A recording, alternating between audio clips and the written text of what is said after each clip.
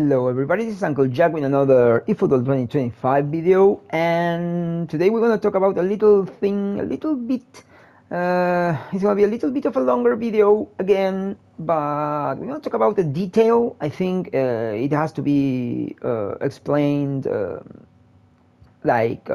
in depth. So we're going to talk about the height of players and the weight. So what happens with that, you say? Okay, I have been selling to you this building of a very tall team and with lots of jumping to bridge the gap in abilities from one player to the other. Very good players are going to keep dribbling and doing better use of the system, of the full capabilities of the game, and shitty players like me will be half using that, half using gimmicks, which is not bad because strategy is all about that, right? If there is this guy dribbling you to lose games every time, and he's using all short players, and you can fuck him up by having a little bit of defense concept and then working the aerial battles. Well, then that's what you have to do, because let's say if you have a flaw and that flaw leads you to losing a game, a match, then it means you're not good enough. I mean, your strategy or whatever is it that you're doing is not good enough. If aerial fights are going to define the game, then that's what you have to be good at. And that's it. So I'm kind of okay at defending, I'm kind of okay at attacking, I'm very good at passing, and if you're very good at passing, then you can exploit the height difference. Or at least you can, I mean, let's say you're gonna face another player with a lot of height, and that's another player that uses the same kind of a strategy. Well, then you're gonna be more or less tied. You're gonna be equals, and if you face a player with a lot of dribblers, you will force him to either change his gameplay, his game style, which is going to make him worse, or you're going to force him to make substitutions. Those are going to also fuck up his team. Or you're going to be facing a very good player with a very wide range of capabilities inside the team, and you will just lose the game. But those are the 40% of lost games that I lose, and they do not stop me from reaching second division. So yeah, okay, with that explained, let's go to the players. Maybe depending on how I upload the videos, you will have, maybe by now you already have the Pulisic video and the Garcia video. Yeah, so but if you don't have them yet, I'm going to upload them after this one. But this is a very good explanation. So if you are following the building of a team, my building of a team video, so I explained a lot about stats and adding points to jumping. But one thing that escaped my explanation, because I don't have such a perfect order for how I pass the information because I just like to talk, right? I am talking about one thing, then I jump and start talking about another thing. Suddenly I realize I forgot like very important things and details. So yeah, well, it can happen. So okay, I was using guys like Haaland, right? So let's put Haaland back on the team. He's on the team? Nah, he's on the team, okay. And my main forward now is cleared. This guy was like a very lucky punch. So, I mean, I got the one I wanted from 3 players in a 125 player box. So it was lucky to get one of them, and I got the one I wanted. And he instantly replaced Haaland. Okay, and we need to find my number 1 guy, which is a very strange guy, but it was a blessing from the gods. Yeah, here you are, Mr. Machine. This is Mr. Machine. Mr. Machine, Calberto Levine. Okay, so I at some point I had Van Nistelrooy with impulse from the free epic box, and I sold the motherfucker. Why? Because he didn't have jump, and I didn't like that. Yeah, so that was kind of crazy, but he kind of pissed me off during a few games, and he was a free player, so I turned him into GPs and abilities for my really good players like Calvert-Lewin. So Calvert-Lewin is far better than fucking Van Nistelrooy. Crazy? Ah, maybe. Okay, so let's start with this example. Haaland. Haaland doesn't have ball control, which is a problem. Now, when you probably won't be listening to this guy, you might be listening to another guys like Metsana, something like that. I think the guy is like a Turkish streamer, allegedly a very good player. I think when I listen to the guy, he seems very confident, and I think he has very good ranking. But I listen to a guy called Showbiz, Spanish guy, who also takes information from some Chinese guy called Amadeo. And that Chinese guy has been studying the game, and he developed some sort of analysis on the what they call biometrics of players, which means height, weight, the size of the shoulders, and the length of the legs. So this thing, it's about that biometry. I don't really know about the full biometry and stuff, but what I know, I mean, what I have been trying and what I feel when I play the game is that having physical contact 99, for example, in this case, and jumping 90 is worse than having 99 jumping and physical contact 90. So I prefer to have jump. The other thing is, a guy with 194, it becomes stiff. It becomes too difficult to move, to turn, and Haaland with such low tight possession and ball control, he becomes very difficult to use besides running and shooting, which he is very good at. So if you are very good at leaving Haaland alone against the goal, maybe you should just do something else and not listen to what I'm saying. But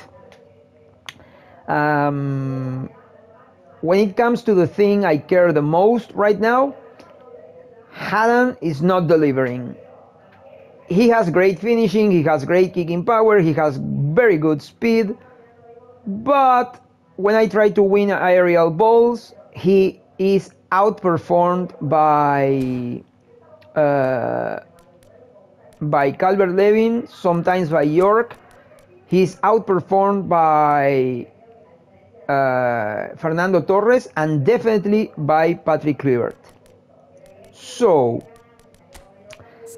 the other thing is 194. I mean, I was talking about 194.8. It's too much. It's too much. They become very stupid. So players that go beyond 190, they are weird. They are complicated to move. They are not. I mean, I like that on defenders, but not on forwards. Either way, I have been using Haaland for like half a year, or maybe not that much, but like 4 months, something like that. He's very good, but I prefer stuff like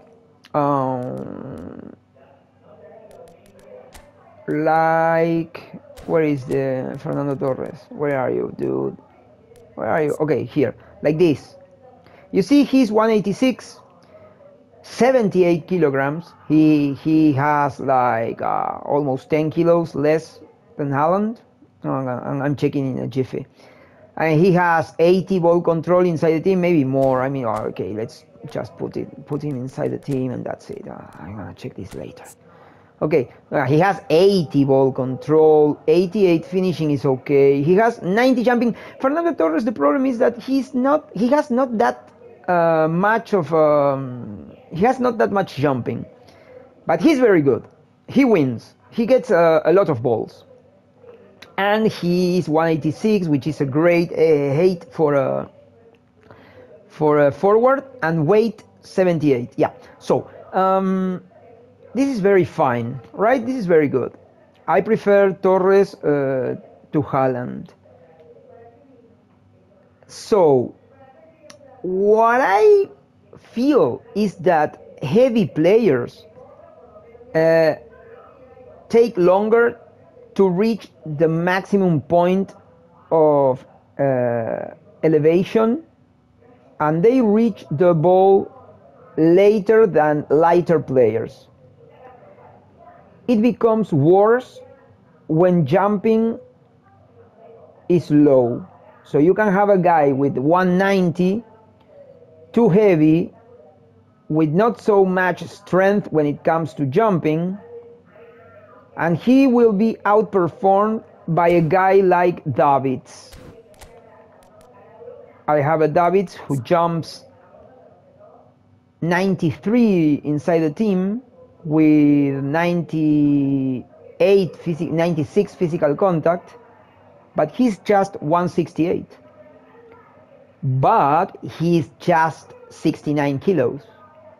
He wins most of the aerial fights on the midfield. Not maybe against very good defenders, but the midfield, and not against Gullit, please. Don't just, I don't want to hear stupid stuff like, Gullit is going to, if you have Gullit, then use a Gullit. If you have a Gullit and you're going to use him as a AMF and not DMF, well, and you have Evanilson, can't remember the name, use Evanilson, yeah. I mean, I don't want to hear stupid stuff. If you have the new Roberto Carlos or the new Albert Ferrer, they're going to be close, but probably you should use Albert Ferrer. And you can keep going with that. Even Tchouaméni, the new Tchouaméni, maybe it's as good as Davids, but stamina and speed and shit, Davids is much better. So my point is, I'm winning with Davids. So if I'm winning with Davids, with that height, well then think about this. This guy is 175, he is 7 centimeters taller than Davids, and he's 78. He has a few extra kilos, but he jumps 99. You see? Well, this guy outperforms Haaland. This guy is better. And he has ball control, he has tight possession, he has less speed, less kicking power, but the way he moves is much better, he feels smoother, and I think he's going to deliver better. But of course I'm not using Dwight York on my main team. He's the main forward on the Premier League event team, like here, Premier League here. Yeah, he's the main one. He's the main guy. But on my main team, this guy, okay, I showed you Fernando Torres. This guy is the new meta for me. This guy was a very lucky shot, and he's very interesting. 86 finishing is okay, but he has 88 ball control. That's crazy. That's crazy. I'm telling you, that's bloody crazy. And if I had just a little bit more, or I mean, I could sacrifice a little bit of jumping, but I don't really want to do that. I could have 90 ball control, 85 tight possession. That's crazy. That's crazy. I think I could have that, right? Okay, wait. Dribbling.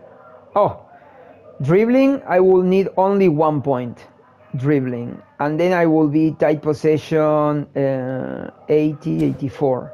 84. I won't be... just 1 point. 1 point and I will be 90 ball control and tight possession. But yeah, I mean, I'm not going to do that. I'm just saying. But this guy has... Okay, he's 80. What about Haaland? 87. So this guy is 7 kilos below Haaland. He's 188, so he's not such an android. And he has 99 jumping. This guy is a monster. And I don't need that much speed and that much kicking power for a guy who should be waiting in the area to get the ball and score. And I will add this guy. I add a super sub to all my forwards.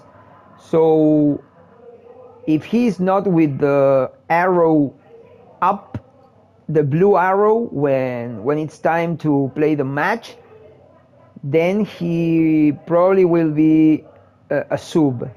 And when his turn is the turn of a sub, he will reach more or less 90 finishing and 90 offensive awareness. And I can't remember if kicking power or speed or something like that also went up. But this is perfect.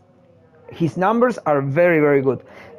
Keep in mind that I would prefer to have balance 70, which will be easily achieved by raising the offensive awareness, which most of players will be doing because he's a forward.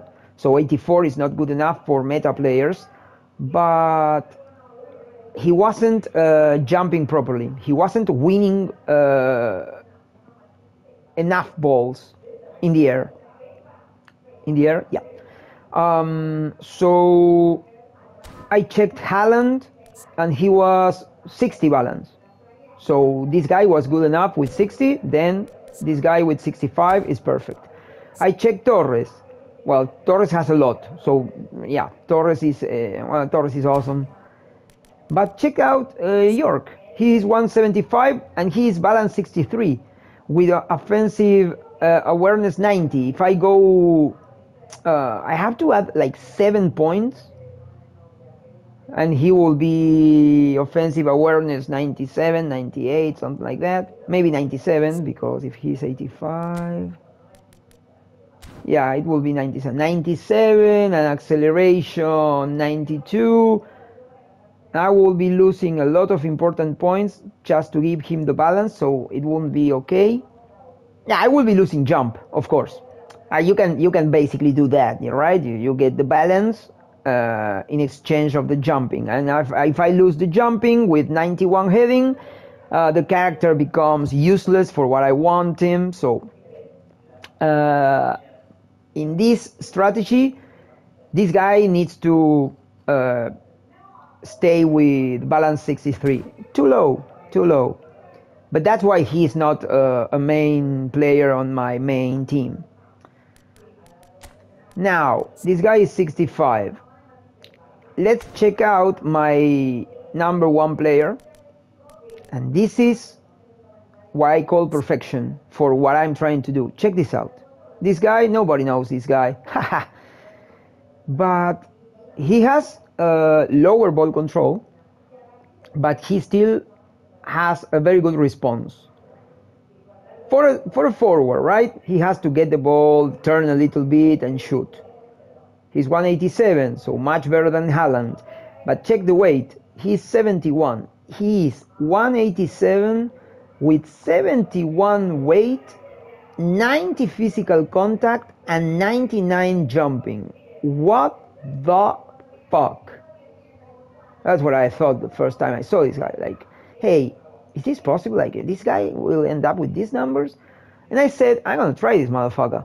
And he started, 85 goals. He started responding amazingly, and I was like, okay. And I started like fixing a little bit, little things, and then I added all the important abilities: outside curler, soul control, super soup, fighting spirit. And I think I'm only missing either one-time pass or long-range curler. And I'm almost sure I'm going to add long-range curler, because I'm not going to be doing a lot of super fast passes with this guy. He's like the last stop for the passing game. He gets the ball, he shoots. He shoots, he scores. Oh, that's the idea, right? So this is perfection. It is below 198, below 80 kilograms, over 90 physical contact and 99 jumping, over 80 in acceleration, and speed should be between 90 and 94. He's 96. Passing is not good, but not the worst, and the finishing is low, but he keeps scoring, so I don't care. Sometimes the player ID is good enough to score without numbers. It's weird. Please, dudes, heading 93. This guy rocks.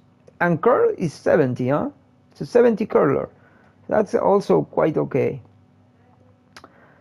So we more or less are reaching the ending of this video. That's the more or less the idea behind those stats. I recommend you having those kind of players. I in the future, or if I already uploaded the Pulisic video, you will see that he's 178, weight 73, 98 jumping with physical contact 70. Numbers are very good. He's going to win aerial balls, but he's also going to dribble. This guy gives you a lot of range of action. Very, very amazing discovery for a free player, and he's new, so a lot of you should be getting this guy. Very, very nice. Luis Garcia, already explained. Luis Garcia, it's 177, 65 kilos. This guy is amazing. 65 kilos, 92 jumping, balance 85, physical contact over 70, 90 stamina. He also dribbles. Very, very good. But this guy, you see, this guy is super fine, but he's 187 with 81 kilos. He's a little bit over